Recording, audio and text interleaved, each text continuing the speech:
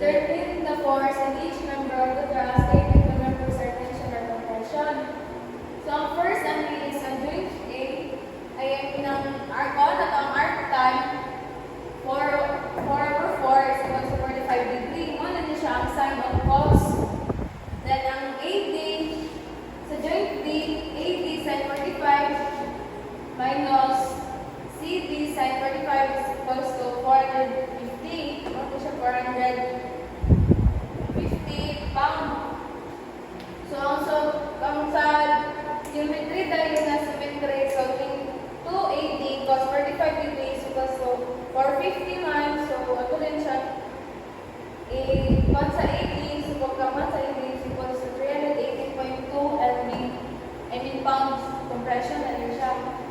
So, ang next is ang AB is AD cos 45 degree is equals to 1 gamit siya 318. Ang CD 318.2 pound tension. So, ang sa joint B dahil ang AB is equals to 205 pound tension. Kay BC equals AB is equals to 125 pound tension. Wala siya sa joint B. So, why is member AB in compression while member CD is in tension, even though they are symmetric in geometry? Hindi ba, ang external manita is 450 pound load at joint D.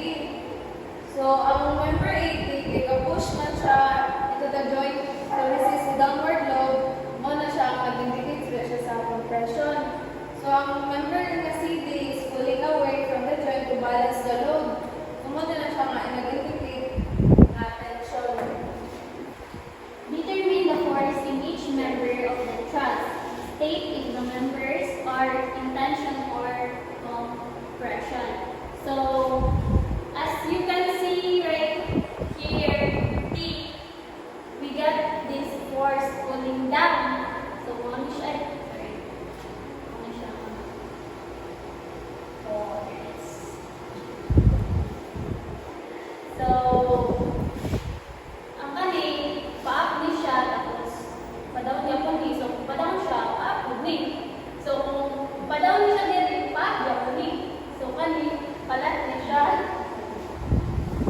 So, kani tayo, pa-right.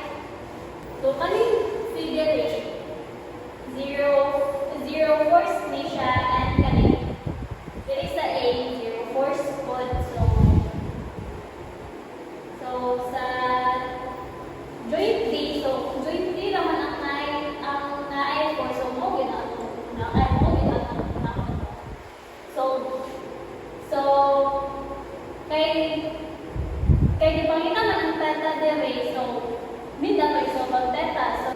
So arc tan 1.5 divided to which is 1.5 katong sa 3 feet and 2 feet dire. So total is 36.9.